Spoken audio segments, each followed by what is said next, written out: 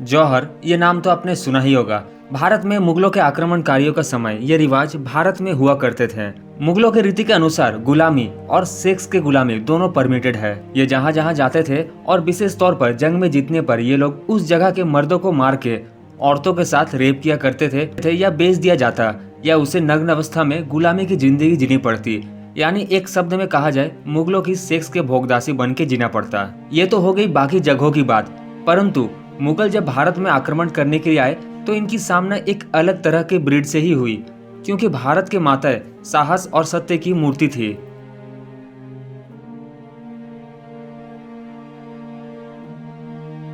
युद्ध में पराजय की स्थिति को भांपकर हमारे वीर माताएं, वीर छत्राणियां अपने साहस और इज्जत को उन मलेच्छों से बचाने के लिए अपने मुख में तुलसी का पत्ता और गंगा जल लेके अपने बहनों के साथ मिलकर गीत गाते हुए खुद को अग्नि देवता को समर्पित कर दिया करती थी।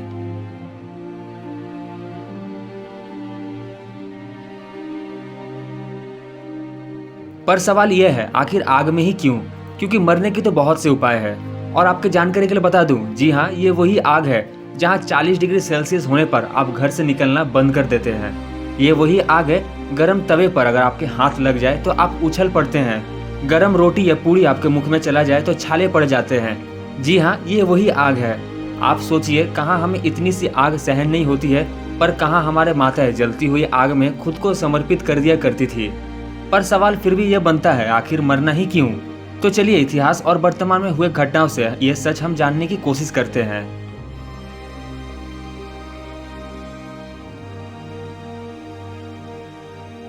तो इस सवाल का जवाब मिला मुझे कुछ दिन पहले। अफगानिस्तान से भारत में आई हुई एक महिला का कहना है कि तालिबान के लोग, यानी अफगानिस्तान में शरिया कानून की स्थापना करने वाले लोग, जिंदा छोड़िए मरे हुए महिला के साथ भी रेप किया करते हैं।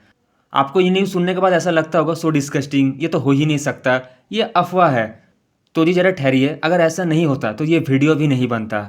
और बाई चांस आप अगर ये न्यूज़ मान भी लेते हैं तो आपको क्या लगता है, नेक्रोफिलिया यानी मुर्दों के साथ सेक्स बस तालिबान ही करते हैं? अरे नहीं नहीं। 2012 अप्रैल, मोहम्मद मुर्सी जब इजिप्ट के राष्ट्रपति थे तो उसके संपर्क मुस्लिम ब्रदरहुड से भी कभी कभी बताए जाते हैं। तब इजिप्ट के एक अखबार में एक खबर छपी थी, उस जगह के जो पार्लियामेंट्रियंस है संसद में नेक्रोफिलिया को लीगल करने की लॉ लाना चाहती है। और ये खबर छपी थी अल अरहम अखबार में, यानी इजिप्ट के मोस्ट प्रेस्टिजियस अखबार में से एक है।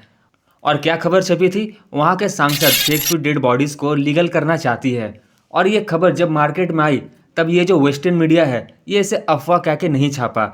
और ये भारत की मीडिया ये दुस्साहस कैसे कर सकता है, क्योंकि अगर बाई चांस ये मीडिया छाप भी देते तो उसके सामने जो टुकड़े मिलते हैं वो तो उनको कभी मिल नहीं पाते दोबारा। जी और बस इतना भी नहीं है, अल हम्फी, अल हम्बली, अल मलिकी, अल सदी, ये कुछ फेमस न्याय शास्त्र के स्कूल है। अब किसकी ये मुझे मत पूछना, क्योंकि इतना डीपली मैं नहीं बताने वाला।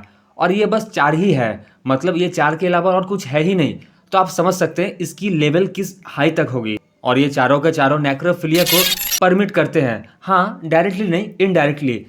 जैसा कि अल मलिकी स्कूल का अपने एडल्ट्री के सेक्शन में कहना है, जैसा कि कोई पति अगर अपने मरे हुए पत्नी के साथ सेक्स करता है तो उसके लिए कोई जीता जागता या मरने के बाद कोई सजा नहीं है।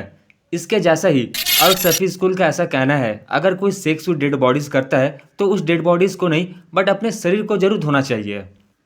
घिन आ जाए, शर्म आ जाए, उल्टी आ जाए कुछ कुछ लोगों को, जिन चीज़ों को इन्होंने सेंसन और परमिट देके रखा है। और ये मैं नहीं कहता हूँ, ऐसा इनके तालिबान और आतंकवादी विचारधारा में है।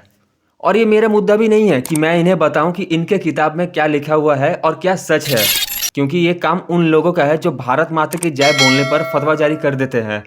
2017 एक टीवी में इंटरव्यू देते हुए शेख सबरी अब्दुल रऊफ ने नेक्रोफिलिया को जायज़ ठहराया। और आपको लगता होगा ये कोई लुंड्रू पुंड्रू आदमी है, तो आपके जानकारी के लिए बता दूं, ये अल अजहर यूनिवर्सिटी के प्रोफेसर है। और ये अल अजहर यूनिवर्सिटी वर्ल्ड के टॉप मोस्ट यूनिवर्सिटी में टॉप पर आते हैं, जी हाँ एकदम टॉप पर। और ये बस अफगानिस्तान और इजिप्ट देश में भी सीमित नहीं है, ऐसा रिपोर्ट अब तो यूके, ऑस्ट्रेलिया और यूरोप कंट्री में भी देखा गया है।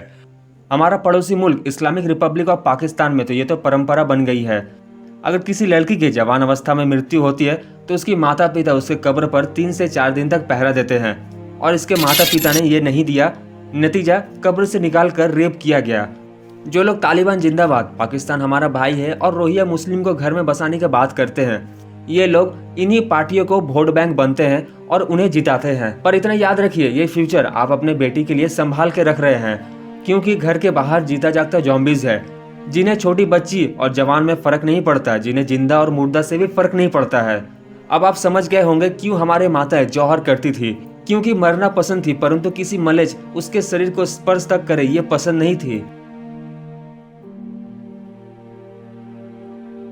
आशा करता हूँ वीडियो पसंद आई होगी।